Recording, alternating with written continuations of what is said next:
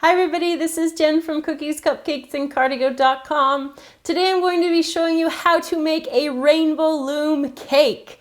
I heard all of your requests for this cake, so I hope you enjoy what I put together for you. It's 100% edible and it is bound to impress. So let's get started on the rainbow loom cake. To make the rainbow loom cake, we're going to be using an 8-inch square cake, and mine is vanilla. You can use any flavor that you want to. I'm also going to be using vanilla buttercream. These clear candies, you could also use like opaque ones. These are mint, a candle of any kind, and these are sour belts, but you could also use something that you can slice into thin pieces and that can be attached together with the candle in order to make the elastic. So I've leveled my 8-inch cake, and that's why I'm taking off that. And I've also divided it equally in half, and I'm going to arrange it on my board like this.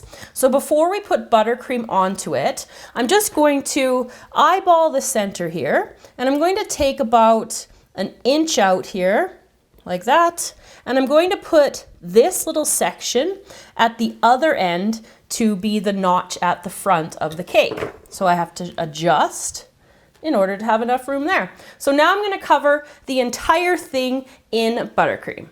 So I've covered the cake in the buttercream and I've unwrapped each of the candies. So now we're going to put the pegs into the cake. So I'm just going to do it in the same pattern that you would find in an actual loom. So I'm just going to build all the way up the cake, and I will be back when I have got that finished. So I have all of the pegs in place, and now I'm going to set the cake aside for a couple of minutes while we work on the elastics. So in order to make the elastics, I'm going to be taking my sour belt and a pizza cutter, and I'm going to cut out each individual stripe of color of all of them, and I'm just going to try to get it as clean as I can, which means like just trying not to get the other colors onto the ribbon, but that might happen. It's not a big deal, you can snip it off later. So yeah, I'm just going to keep cutting all of these out, and I'll be back after I've got them all cut. So I have all of my pieces of the sour belts cut out here, and now we're going to be measuring them to size in order to make the elastics. So what we're going to do next is you're going to choose your color that you want for your first elastic.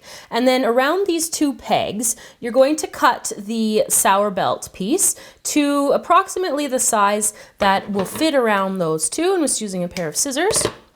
And then you're going to hold the two ends of the candy slightly away from the flame. Now you don't want to burn the candy, you don't want to burn your fingers, you just want to warm up the ends of the candy in order for them to slightly start to soften and melt so that you can get them to stick together. So it's about 5 to 10 seconds. So I'm just going to hold the two ends together, squeeze them together, and we've got a solid elastic that can go around your first set of pegs. So I'm going to do elastics for all of the pegs. I'm going to do red, green, and some blue. So I've put my red and my blue elastics down, but if you're not familiar with making like a loom band, all you have to do is just stack them on top of each other like this, all the way along the length of the cake, or using the actual loom board when you're making a real one. So that's how you just continue that on. And now I've cut a larger piece and I've measured it to fit around 3 of these like this. So if you guys know what bracelet I'm making, leave a comment in the description, underneath the description box, because I bet you guys know if you are frequent loomers. So there you go, everybody, how to make a rainbow loom cake. I hope you enjoyed this tutorial today. Remember to give the video a thumbs up if you like what you saw. And as always, remember to subscribe to the channel so you can stay up to date on all of our newest videos. I will see you all again next time.